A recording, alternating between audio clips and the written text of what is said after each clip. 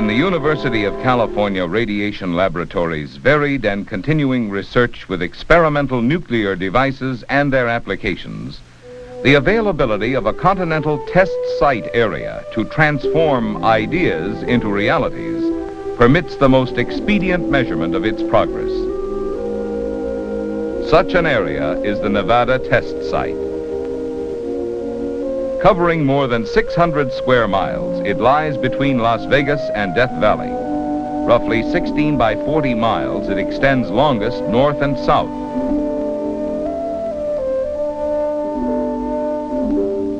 It's surrounded by desert country, a vast isolated wasteland. A wasteland that is alternately scorched by the summer's heat and blanketed with winter's snows.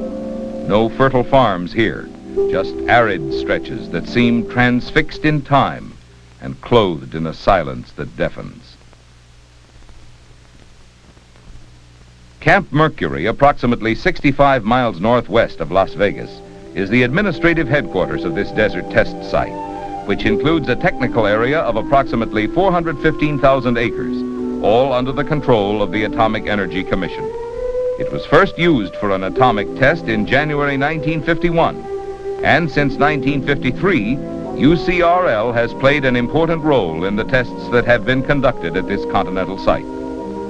Throughout all of the tests, radiological safety has been maintained locally and nationally. 5 miles north of Highway 95, entrance to the main gate of the camp requires clearance or authorized approval on a need-for-access basis. Clearance here is mandatory, but the conditions are not excessively restrictive. Camp Mercury is an atomic city on the boundary of its test grounds, a meeting point for the administrative, scientific, military, civil defense, weather, service, construction, and other personnel who support the test operations. A permanent staff, the UCRL Nevada unit, maintains continuing support at the site and liaison with the laboratory at Livermore. The plain but very acceptable accommodations are ample generally. Following the 1955 test series, when the camp population reached 2,700, additional living quarters were erected. During the 1957 series, the maximum camp population exceeded 3,500. A few miles north of the camp, entrance to the forward or technical area is restricted to personnel with Q clearance.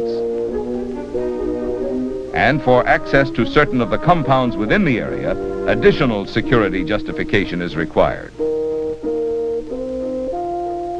Entry to and travel within the forward area, which is completely surrounded by mountains, is subject to AEC security control. Looking down from Control Point, Yucca Basin, a valley roughly 10 by 20 miles, extends northward. It has a good deal of fairly level land and a dry lake on which an air landing strip has been laid out.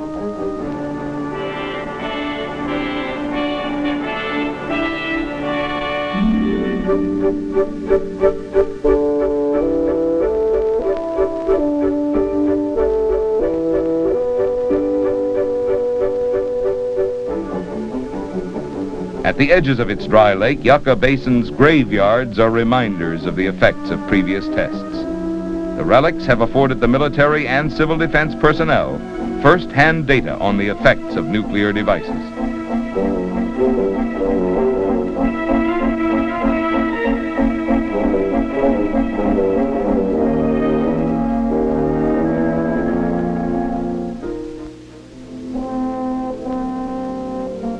Towers of varying heights up to 500 feet have been the principal means used to hold nuclear devices aloft in the test shots. But before they can be used, there's a lot of earth pushed around. Some very solid steel and reinforced concrete construction, and the laying and covering of a good deal of cable that ties in directly with the tower operation.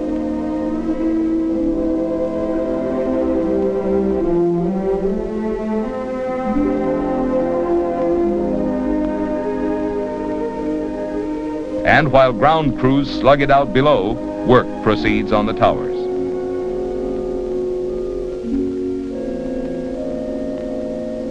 Technicians fit the towers with instrumentation for diagnostic study of the various radiations emitted during the time of the nuclear reaction and shortly after.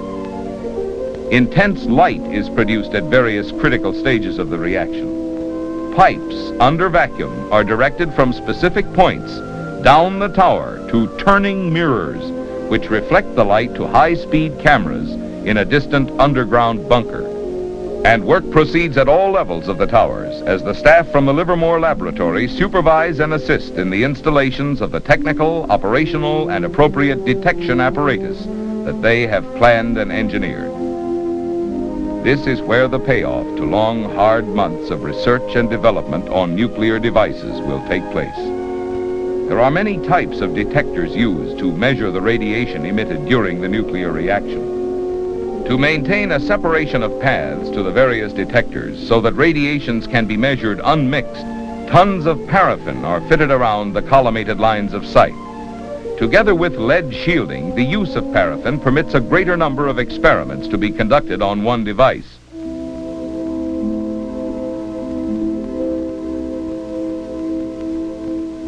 Film is one of the principal tools used to record the data needed to evaluate the behavior and performance of the program's nuclear experiment. At some distance from the tower is a heavily reinforced underground optical diagnostic bunker. On the surface, its blast door closes automatically, instantly, after the test device is detonated to protect the film and optical equipment within from damage.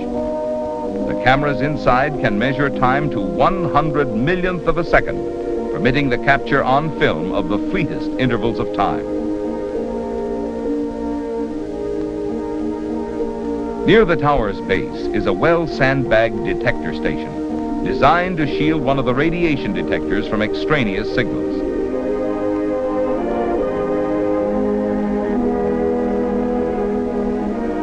Plywood baffles shield still another light-sensitive detector within a cylindrical housing. Light from the morning star is sufficient to operate the detector. A little further removed is a turret that was reclaimed from a heavy cruiser.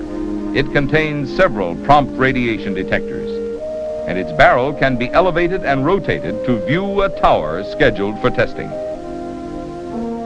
Another enclosure is the underground electronics bunker, which contains the photoelectric recording equipment. The trailers afford shop and office space during the preparation of the experiments. Within the bunker, ruggedly constructed to provide protection against blast and radiation, the setup and operation of the electronic equipment is a complex and exacting task.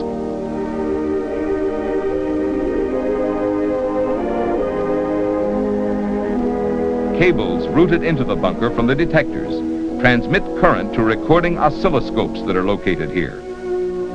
In extensive pre-testing, established signals are picked up on the recording oscilloscopes until they are duplicates of the signals expected during the nuclear reaction. During such dry runs, the diagnostic experiments are rehearsed many times until an accurate rendition of the signal is secured.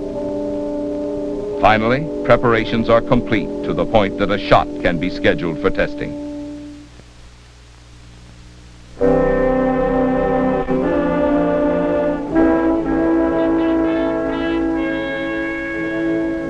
When the convoy rolls out toward the test site, tension begins to mount at the forward area. For no matter how many nuclear experiments they've shared, familiarity with the process breeds no contempt among the personnel here. While in the program's earlier stages, towers were a maximum of 500 feet high, upon the recommendation of UCRL, this tower has been pushed 700 feet into the sky to effect a substantial reduction of fallout and an increase of radiological safety. Here, the 700-foot tower seems serene, almost as though months of attention to its every whim had beguiled it into a calm acceptance of its own destruction. The convoy rolls forward, and journey's end is ground zero. The final components of the device are transferred to the tower's elevator. It is close to the day for which so many have labored so long.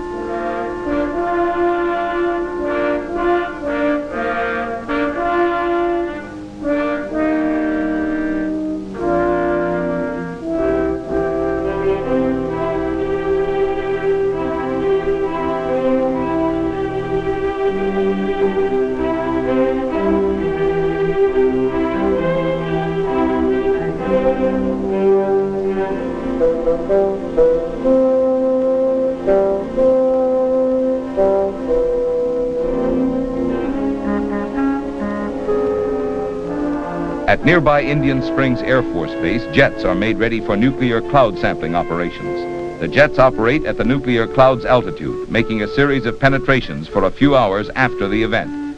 Samples of radioactive airborne debris for later analysis are collected in the plane's modified wingtip tanks. An airborne UCRL scientific controller directs the various jets to different parts of the cloud so that the sum total of the samples will represent overall cloud data to provide maximum information on the experiment's performance.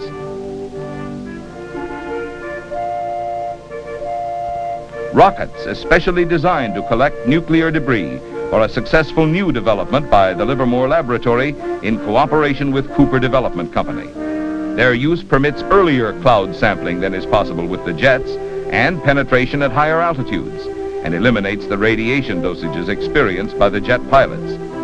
Final checks are made to assure that they are operational, and their flight paths are checked to establish that they are on target.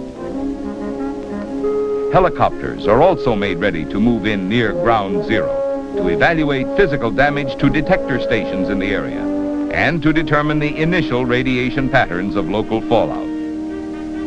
Soon the control point becomes the meeting place for scientific personnel from throughout the forward area. By evening of D-1, all personnel other than those with specific assignments to complete are evacuated from the test area. Before a device is armed, the test director is informed by security personnel that everyone except the arming party is out of the forward area. And before the first timing sequence is sent out, the security guards at roadblock assure the test director that all personnel are evacuated from the forward area. But there's still another check to be made. We haven't learned to control the weather, not yet. And because radiological safety is the prime consideration in the Nevada testing site program, weather reports, particularly regarding wind patterns, will be checked anxiously up to the last minute before detonation. If there's the slightest indication of adverse weather ahead, the test will be postponed.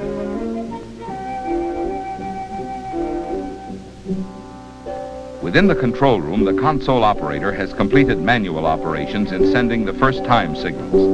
The interlocked sequence timer has taken over, and the countdown tape is rolling. However, if there's any reason to halt the test, operations may be canceled manually up to the last second. But apparently every criterion for maximum safety and performance has been satisfied. There is an air of expectancy and an unsuccessfully hidden nervousness among those for whom this is the first nuclear detonation. Older hands take it all in stride. If they're nervous, it's only about their contributions and the success of the experiment. Until now, it's just been theory and work. Soon it will be history. History made in but a few 100 millionth parts of a second.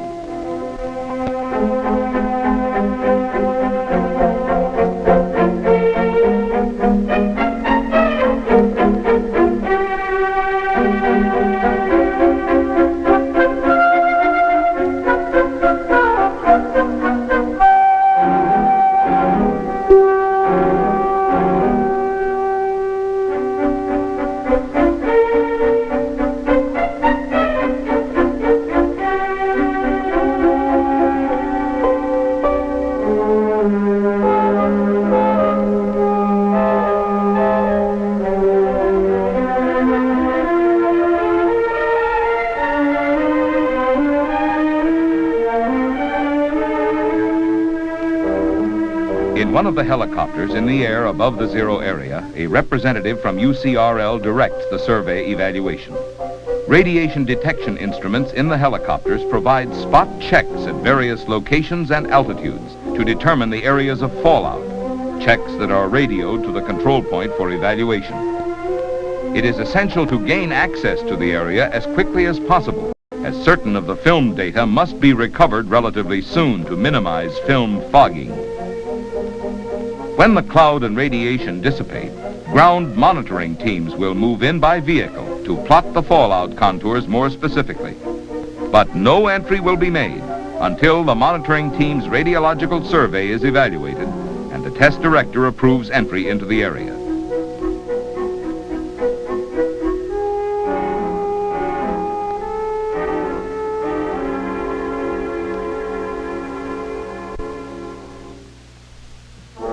When the helicopters returned from checking installations near ground zero and retrieving the collector segments of the rockets, the degree of contamination on the helicopters is checked. If they are found to be hot, they are washed immediately and returned to use.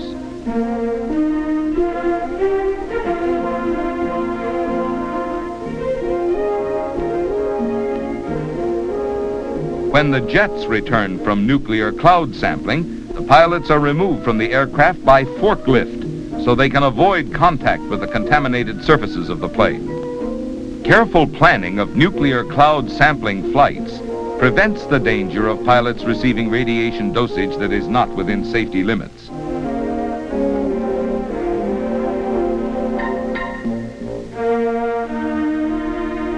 The filter papers between their two metal grids are filled with solid debris. They must be handled from a distance as they are extremely radioactive. The papers are disengaged from the grids in a shielded recovery unit and rolled into cylinders, which are placed in lead-shielded containers called pigs. The pigs, as well as the filters of the collector segments of the rockets, are placed in boxes and shipped by air to Livermore for radiochemical analysis. The experiment is over. The evaluation will begin.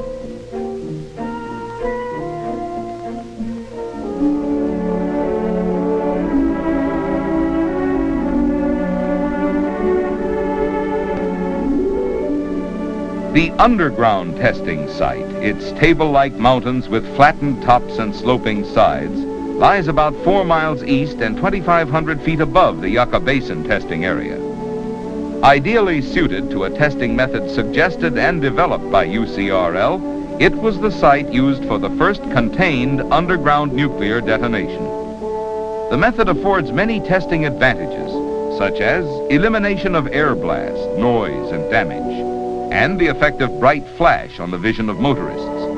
But more importantly, there is total elimination of fallout and no need to depend upon weather for ideal testing conditions.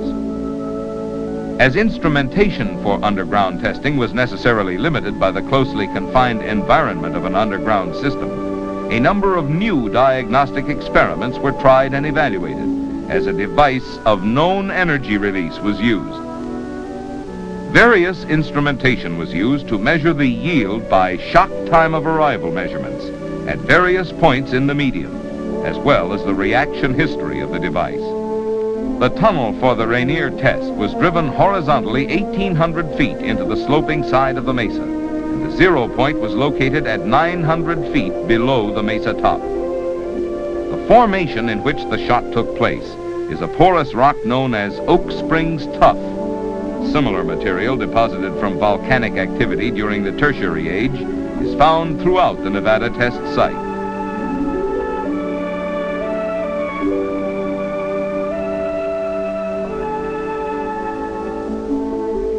Within the tunnel, hard hats were a must when moving about.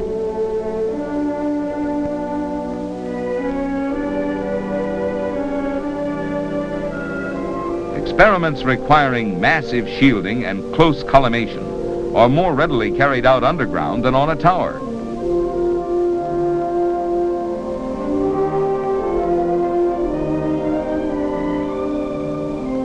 When preparations were completed, the convoy made its way up the winding road to deliver components of the nuclear device. Recording stations were ready, and a crew prepared to sandbag the tunnel adjacent to the shot chamber.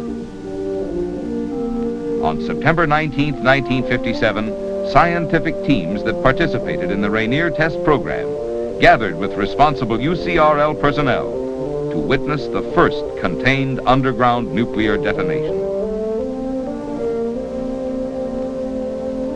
Rocks dislodged from the rim of the mesa left trails of dust that formed the cloud that rose about it. But no radioactivity escaped the ground zero region below the surface of the mesa.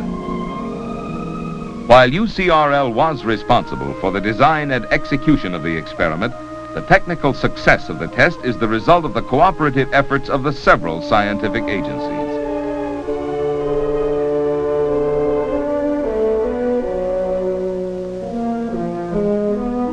early in 1957, under the direction of the Sandia Corporation, the operational feasibility of suspending test devices from captive balloons was tried and proven successful.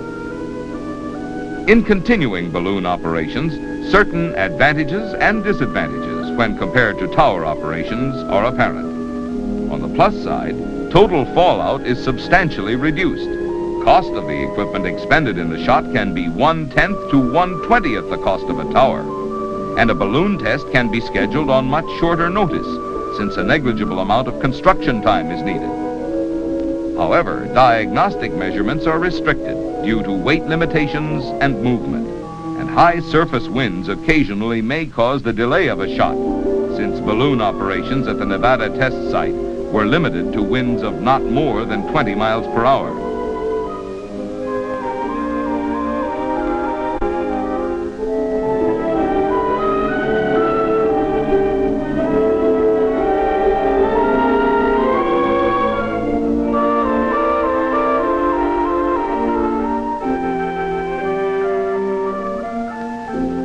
In test operations, the balloon is moved to the shot area, secured with guy lines, and a dummy weight cab is attached.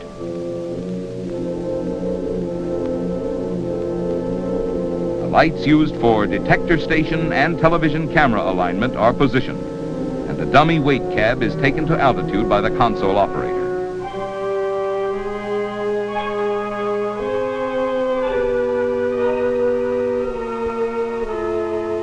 When the cab is in correct position, the television monitors are marked with its location, and collimation of the detector stations is completed. The dummy or load cab is then brought down and detached from the balloon. A few hours before shot time, the shot cab with its nuclear device is attached to the balloon. Television light alignment, anemometer calibration, and control cables are checked, and the arming party completes its functions and moves out. And the shot cab is started to altitude when authorized by the test director. All of the facilities that are coordinated with a tower shot, jet and rocket sampling, helicopter survey of the installations near ground zero, and the ground monitor survey of the area are ready to play their roles. Again, responsible forward area personnel gathers at the control point, and last-minute checks proceed. Countdown goes off manual and on automatic, and moves inevitably toward zero time. 30 seconds until H-1 minute. 10 seconds. 5, forward, 3, 2, 1.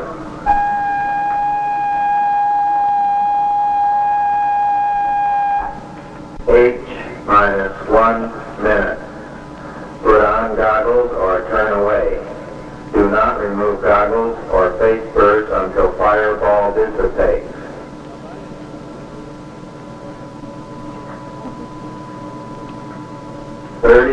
Seconds to zero time.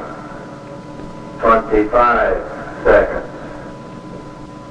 20 seconds. 15 seconds. 10, 9, 8, 7, 6, 5, forward, 3, 2, 1, 0.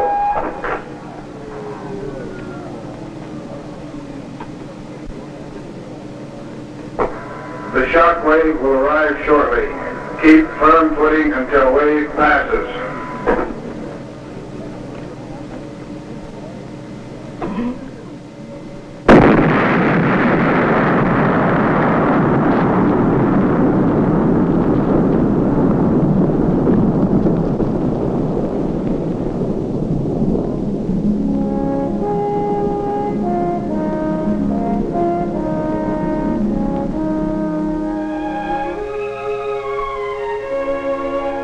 The Nevada Test Site program is continuing, providing a wealth of information in the field of nuclear reactions, which scientists translate into new ideas and useful applications. The program is vitally important, but it is only one of the many and diverse research and development programs through which the University of California Radiation Laboratory is contributing to the sum of man's knowledge.